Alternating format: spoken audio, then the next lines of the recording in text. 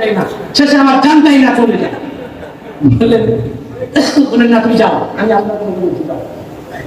তুমি মুসা আলাইহিস সালামকে গিয়ে বলবে আপনি একটি ষাঁড়ের উপর হাত রাখেন, একটা ষাঁড় নিয়ে যাও, দিয়ে বলবেন তার হাতে হাত রাখুন, দিয়ে বলবে আপনার হাতের তলায় যত লোম রয়েছে এক একটা লোমের জন্য 1000 বছর হায়াত বাড়িয়ে দেবেন।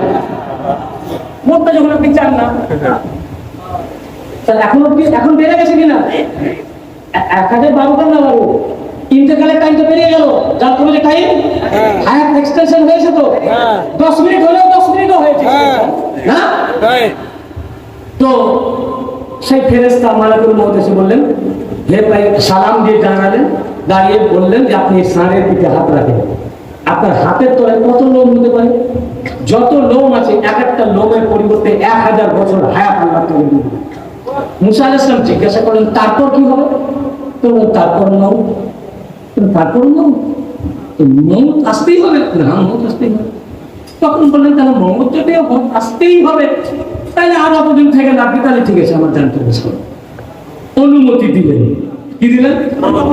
তখন হাজের রাসূল জান কবজ করে নিয়ে গেলেন।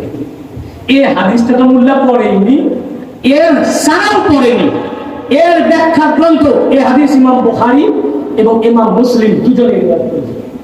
মুত্তাফাক আলাইহি ফিল বুখারী, সহিহুল মুসলিমের মধ্যে বুখারী শরীফের শারহ গ্রন্থ ফাতহুল বারী, ইবনে হাজার আসকালানী তার ফাতহুল বারীর মধ্যে, এবং মুসলিম শরীফের শারহ নবাবী, ইমাম নবাবী যে শারহ মুসলিমের মধ্যে রিওয়ায়াত করেছেন যে কেন থাপ্পড় মেরেছেন, থাপ্পড়টা মারলেন কেন?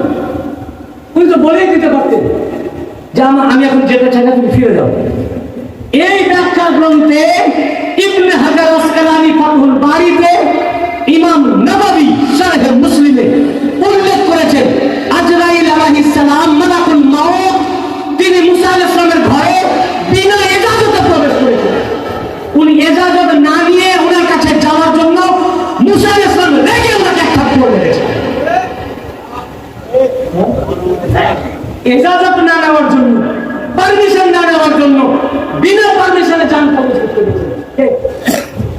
শারহ গ্রন্থ উনি লিখেছেন ইবনে হাজার আসকালানী এবং ইমাম নববী যে মালাকুল মউত বিনা ইজাজত নেই, এই জন্য রেগে এক থাপ্পড়। বলবি তো মুখের কথা জানতে ইজাজত নেই। এই হাদিসে পাক এবং এই শারহ থেকে পাওয়া যায় খাস খাস বান্দা যারা রয়েছে আল্লাহর হুকুমে তার জায়গায় ইসলাম আসে, কিন্তু আল্লাহ পাক তার মাহবুব বান্দা এমন রয়েছে যাদেরকে ভালোবাসেন, যাদের ইচ্ছা আল্লাহর ইচ্ছা, যাদের ইচ্ছা কার ইচ্ছা? আল্লাহর ইচ্ছা। তাদের কাছে অনুমতির প্রয়োজন আছে না নাই? এখন কি বুঝলেন? আছে না নাই? প্রয়োজন আছে।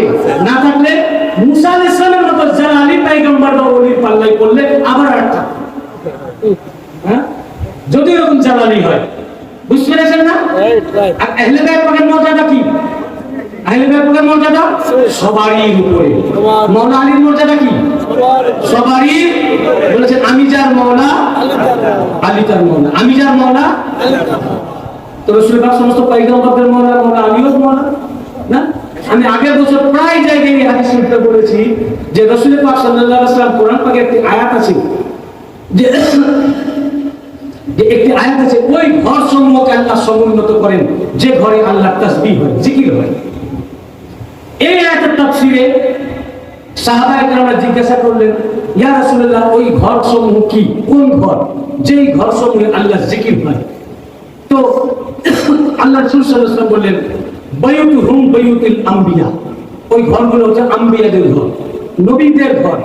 সেই ঘরকে আল্লাহ সমুন্নত করেছেন, নবীদের ঘরকে আল্লাহ পাক সমুন্নত করেছেন যেখানে আল্লাহ জিকির হয়। হযরত আবু বকর উঠে দাঁড়ালেন। ইমাম সাহাবী তাফসীরে সাহাবীকে উল্লেখ করেছেন, ইমাম সুয়ুতী তাফসীরে দুররা মানসুরা রিওয়ায়াত করেছেন। সাত কেন আটখানা কিতাব থেকে আমার কাছে নোট রয়েছে, যেটা গতবার আমি এটা খুব জোশের সাথে আমি বক্তব্য রেখেছি গত বছর প্রায় ওয়াজে। তখন হযরত আবু বকর উঠে দাঁড়ালেন, দাঁড়িয়ে মাওলা আলী ও ফাতেমার ঘরের দিকে আঙুল দেখিয়ে বললেন, যে এই ঘর কি পয়গম্বরদের ঘরের মধ্যে শামিল? এই ঘর কি নবীদের ঘরের মধ্যে শামিল? আল্লাহ রাসূল বলেন না, বলে হ্যাঁ।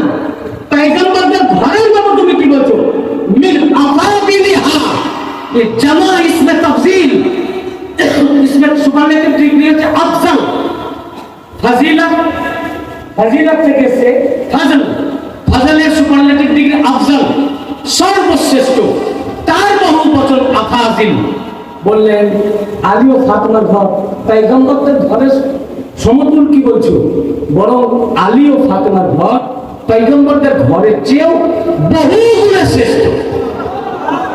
হ্যাঁ, তাহলে যদি পয়গম্বরদের ঘরের চেয়ে আলী ও ফাতেমার ঘর বহু গুণে শ্রেষ্ঠ হয়, কিসের কারণে?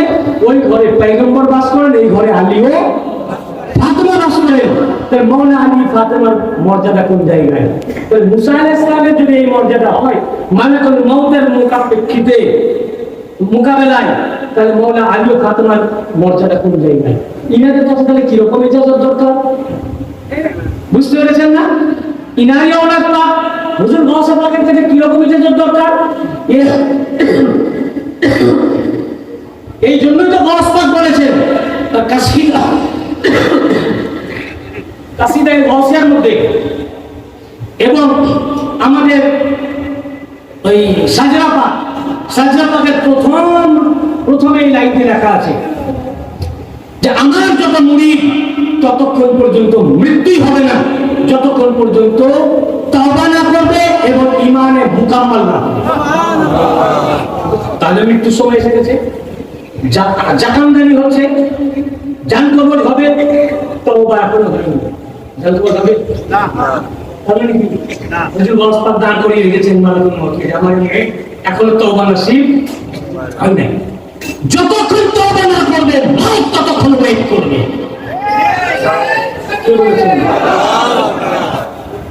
ততক্ষণ ঈমান মুকাম্মাল না হবে। হাদিসে পাক, এটা হাদিসে পাক রাসূল পাক সাল্লাল্লাহু আলাইহি ওয়াসাল্লাম এরশাদ করেছেন, তাফসীর আল কাবীর 27তম খণ্ড, কততম খণ্ড? 167 পৃষ্ঠা। কত পৃষ্ঠা? 167। আমার কাছে রয়েছে 32 ভলিউমে। আর ইমাম জামাখশারী তাফসীর আল কাশাফের মধ্যে উল্লেখ করেছেন রাসূল পাক সাল্লাল্লাহু আলাইহি ওয়াসাল্লাম এরশাদ করেছেন, মান মাতা আলা হুব্বে আলে মুহাম্মাদিন মাতা তাইবান। আমার আহলে বাইতের মুহাব্বতকারী মৃত্যুবরণ করবে ওই হালে যতক্ষণ তওবা না করবে। মাতা আলা হুব্বে আলে মুহাম্মাদিন, আমার আহলে বাইতের মুহাব্বত, উনাদের মুহাব্বতে যারা মারা যাবে তাদের ততক্ষণ অবধি মৃত্যু হবে না যতক্ষণ তওবা। তারা যারা মুহিব্বিন আহলে বাইত, তার মৃত্যু হবে না যতক্ষণ তওবা, তার মওত দাঁড়িয়ে থাকবে তওবা যতক্ষণ। এবার তওবা করলে মৃত্যু হবে না, তখন হবে না। তারপরে বলেছে আলা খবরদার ওয়া মাতা আলা হুব্বে আলে মুহাম্মাদিন মাতা মুমিনা মুস্তাকমিলাল ঈমান। অতঃপর যারা আমার আহলে বাইত পাকের মুহাব্বত রাখে আর মুহাব্বত রাখা অবস্থায় মৃত্যুবরণ করে, এই ব্যক্তির ততক্ষণ অবধি মওতই হবে না যতক্ষণ ঈমানের মুকাম্মাল না হবে। তার যতক্ষণ তওবা না করছে মওত দাঁড়িয়ে আছে, দাঁড়িয়ে আছে না? মওত করছে কার জন্য? মুহিব্বানে আহলে বাইতের জন্য, যে তওবার জন্য ওয়েট করছে। তওবা হলো, এবার ঈমান মুকাম্মাল হবে। ঈমান মুকাম্মাল হলো, মওত ওয়েট করছে, টাইম পেরিয়ে যাচ্ছে। যতক্ষণ পর্যন্ত ঈমান কালবে মুকাম্মাল দাখিল না হবে, আহলে বাইত পাকের মুহিব্বিনদের উনারা তো দূরের কথা, গাউস পাক তো দূরের কথা, আহলে বাইত পাক তো দূরের কথা, পয়গম্বর তো দূরের কথা, মুহিব্বানে আহলে বাইত যতক্ষণ পর্যন্ত তওবা না করবে, মুকাম্মাল ঈমান না কালবে প্রবেশ না করবে, মওত ওয়েট করবে, তার পাশে দাঁড়িয়ে থাকবে।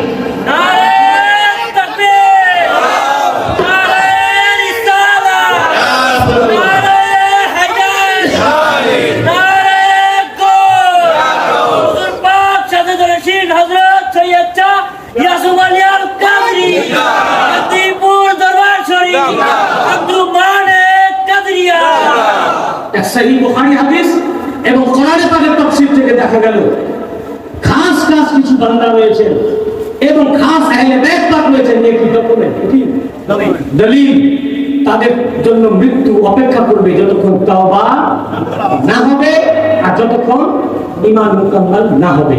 অর্থাৎ যারাই আহলে মুহিব্বিন আহলে বাইত ইন্তেকাল করেন তওবা অবস্থায় মুকাম্মাল ঈমানের হালতে। আসলে ওরা পড়ে না, ফতোয়া আমাদের উপর দেয়। আর কিছু পীর ভাই রয়েছে এমন ভণ্ড মোল্লাকে সাল্লাই করেছে, তাদের কথা শুনে ফেসবুক পোস্ট দেয়। বুঝতে পেরেছেন না? ভণ্ড মোল্লার পাল্লাই করেছে। আল্লাহ তাআলা আমাদেরকে তৌফিক দান করুন, আমরা যেন সঠিকটা বুঝতে পারি। এটা তো দলিল না, সদরে করে দিয়েছি না, তো কেমন করে সালাম আর সব কিছু